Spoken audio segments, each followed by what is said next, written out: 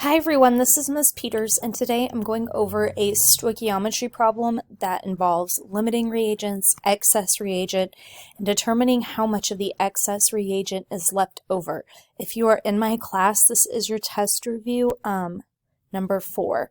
So let's get started. So it says when 0.55 grams of chlorine and 3.205 grams of potassium bromide are mixed, we have a few questions. A, does this reaction occur? What type is it? B, determine the limiting reagent. C, what's the theoretical yield of bromine? And D, how much of the excess reagent is remaining? So to give us more space, let's start with question A. Does this reaction occur? So let's first write our reactants. We have chlorine. Chlorine by itself is a diatomic, so that is Cl2. And then potassium bromide. Potassium is a +1, bromine is a -1. So KBr. Now, this is a single replacement reaction because you have an element, chlorine, and a compound, KBr. And to figure out if this reaction happens, we need to look at the element, which is chlorine. Chlorine is a nonmetal. So it wants to replace the nonmetal in the compound, which is bromine.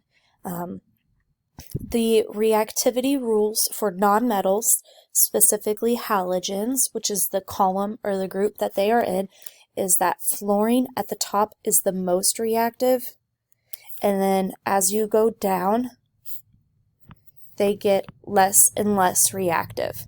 So chlorine, the one by itself, is more reactive than bromine because it's higher on the periodic table and for a lot of other reasons, but it is more reactive. So this reaction happens. That is a yes. And the type, single replacement. Now, if this reaction was flipped and it was bromine plus KCl, that would be a no reaction. So let me erase this so we can finish writing it. So yes, and it is a single replacement reaction. So to write this reaction, chlorine trades spots with bromine. So now bromine is alone. Bromine is also a diatomic, so that becomes Br2 plus, and then potassium and the chlorine go together. Now we always write metals first, so we'll write the potassium first, and potassium has a charge of 1, chlorine has a charge of 1, so that is KCl. And then to balance this equation, we need to put a 2 in front of KCl and then a 2 over here in front of KBr. Notice I put the 2 in front of KCl and KBr, and I didn't add a subscript. You only add a subscript to a compound like KCl to cancel out charges, but potassium is +1, chlorine is -1, so there's no subscript. We never add a subscript to balance equations. If you need to balance an equation like we did here, that's when you put the coefficient in front. So there is our reaction. Okay. B, determine the limiting reagent. First, let me write this really fast. So I did not tell us which reactant was limiting to KCl, boom. But we've got that many grams of chlorine and that much of our other reactant. And so to determine the limiting reagent, that is the reactant or reagent that produces the least amount of product. So I'm going to have to take both of these values and convert them to one of my products. Now, read ahead and let's use our context clues. On C, I want the theoretical yield of bromine. Theoretical yield means the stoichiometry answer. And so I'm going to take my 0.55 grams of Cl2 and I'm going to convert that to bromine. Grams of bromine. And then I'm going to take my KBr and also change that to grams of bromine. Because I will answer part C with B. So B, I'll do 2 stoichiometries, one going from chlorine to bromine, and then one going from KBr to bromine. And my answer will be the smaller amount of bromine, which is also the theoretical yield. So part B and part C kind of gives you the same answer, although B specifically wants the limiting reagent.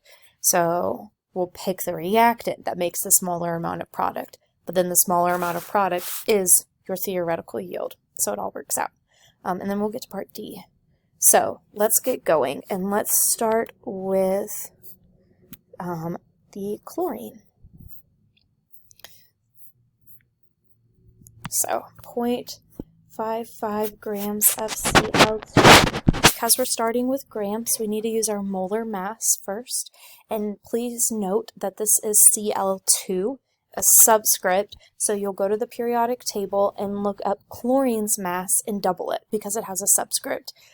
Chlorine is like 35.453 grams, so doubling that gives us a molar mass of 70.906 grams of Cl2, and that many grams are in 1 mole Cl2. I put grams on the bottom so that grams will cancel out. Okay, next I have moles. Once you get to moles, you use your mole ratio, which is the coefficients from the balanced equation. So the coefficient for Cl2 is a 1, so 1 mole Cl2, and I'm solving for bromine. Bromine also has a coefficient of 1 mole Br2. And then, because I saw question C, which wants the theoretical yield of bromine, I'm going to go ahead and convert that to grams. And so moles of chlorine cancel out. Now, to go from moles to grams, use the molar mass. So 1 mole of bromine. And again, you would go to your periodic table and double the molar mass of bromine. And it's about 150, that should say 159.808 grams in a mole. And then to get this answer, you multiply across the top, divide by what's at the bottom, multiplied together. And so we should get about 1.2 grams of Br2.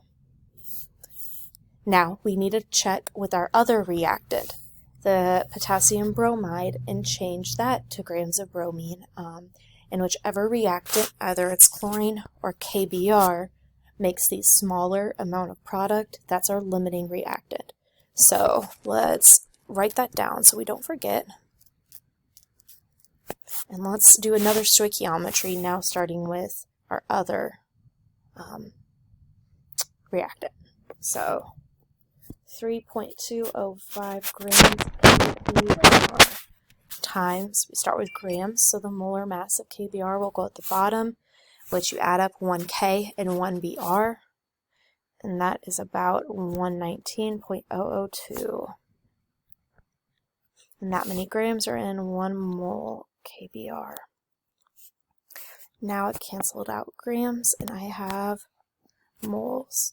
Once you have moles, you use your coefficients. Now I didn't write the equation on this slide, but I do remember that KBr had a 2 in front of it. So that becomes 2 moles KBr form 1 mole Br2. And then moles of KBr cancel out.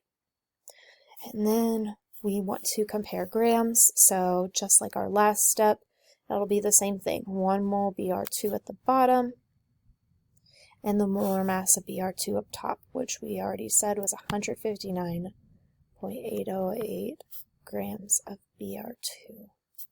Now be really careful when you type this in. Make sure you multiply across the top, which is everything I'm boxing right here, and you multiply across the bottom, and then you divide.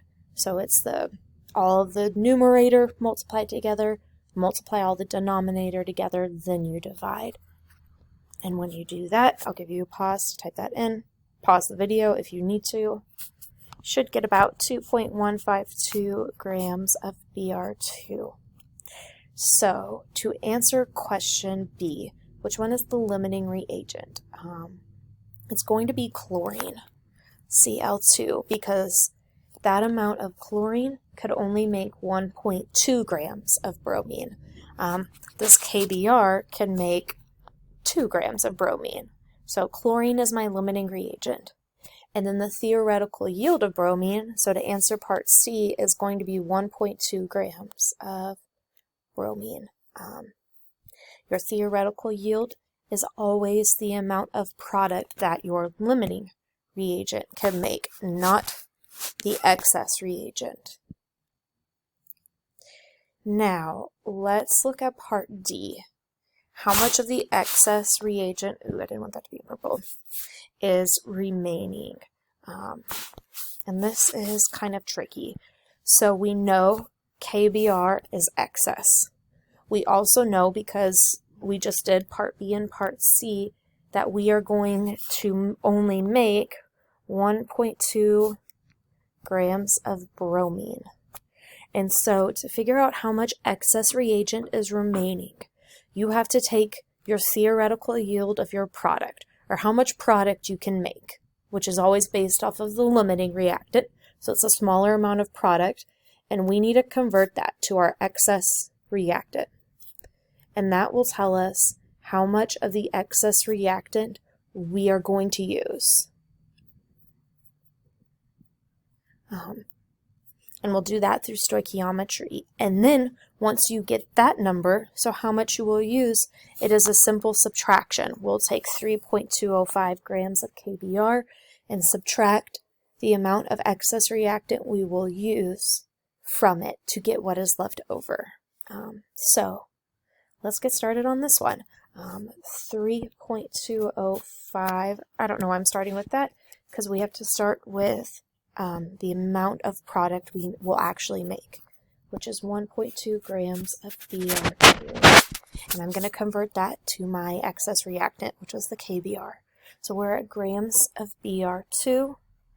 We have to use our molar mass of Br2, which was 159.808 grams of Br2 in 1 mole. Now we're at moles, so we use our mole ratio.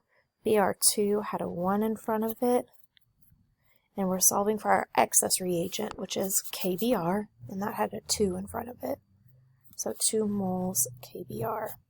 And then I'm not going to stop at moles because the amount of potassium bromide given to us was in grams. So we need to go ahead and convert to grams of KBr. So 1 mole KBr is 119.002 grams. And then let's check that all of our units canceled. Grams Br2, grams Br2, mole Br2, mole Br2, mole KBr, mole KBr. Yes, and we are left with grams of KBr. Now I'll let you pause the video and type this in. You should have gotten 1.8 grams of KBr. So that is how much KBr we will use. But that's not what's left over or what is remaining. To get what is remaining, we'll take the amount we started with, which is 3.205 grams of KBr, and we're going to subtract how much we're using, that 1.8 grams. And when you subtract those, that is what's left over. And it should be about 1.4 grams left over.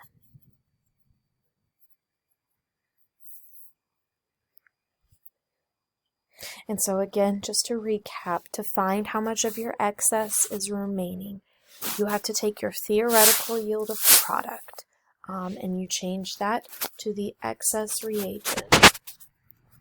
And then you have to subtract the amount that you started with minus how much you used. And how much we used, we got it through stoichiometry to get what is left over. I hope this video is helpful. Thanks for watching.